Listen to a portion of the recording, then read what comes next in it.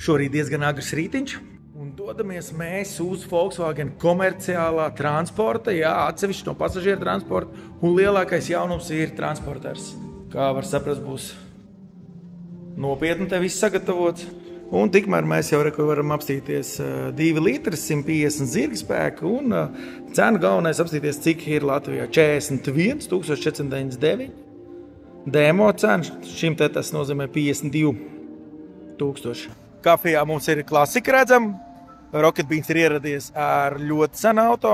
Nu, tā jau ir daži zinām, ir multivens. Caddy vēl ir salīdzinoši jauns, bet pats jaunākais ir lūk Tour transporters, ko tad mēs jau arī filmējam no i-auto komandas, lai jums parādīt tādā plašākā apskatā, teiksim.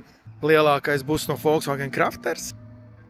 Redzam, komerc transports ir ļoti individualizējams, un tas ir vēl mazākā lieta, kas te ir parādīts, ko te var. Bet rekur var arī, ka gaisiņam no augšas uztaisīt, tātad teorētiski var iebraukt dziļāk ūdenī. Pagājuši gadu īstenībā pat vēl bišķiņ ziemā parādījās, aizpagājuši ziemā sanāk Amaroks. Amaroks ir sadarbībā Volkswagens ar Fordu. Un rekur mums ir Volkswagen ID bāze, pastīsimies, kas tur slēpjas, noķērām. Bišķiņ pastāstīšu, kur tad mēs esam. Kā var redzēt, rekur, hop, tas aiziet ceļš uz lidostu. Babītē ir Volkswagen mācību centrs un aiziesim pie dārgākā autādo visiem šeit šodien atvestajiem.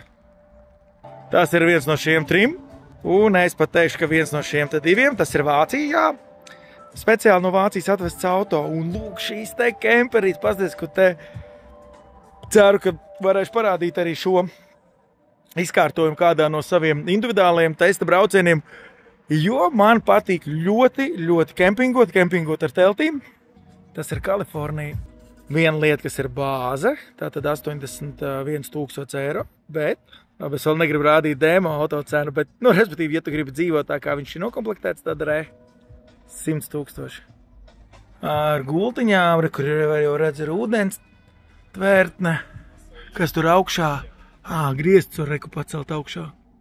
Te ir baigais aprīkojuma līmenis, ka Kalifornijā tā un tā. Jā, iespaidīgi. Bet tas kaut kāds niens tikai tagad pamanīja. Pasies, kā ir interesanti uztaisīt tādu mazu virsmiņu, uz kuras var griezt. Tas, ka viss ir maziņš, nenozīmē, ka pannai jābūt mazai.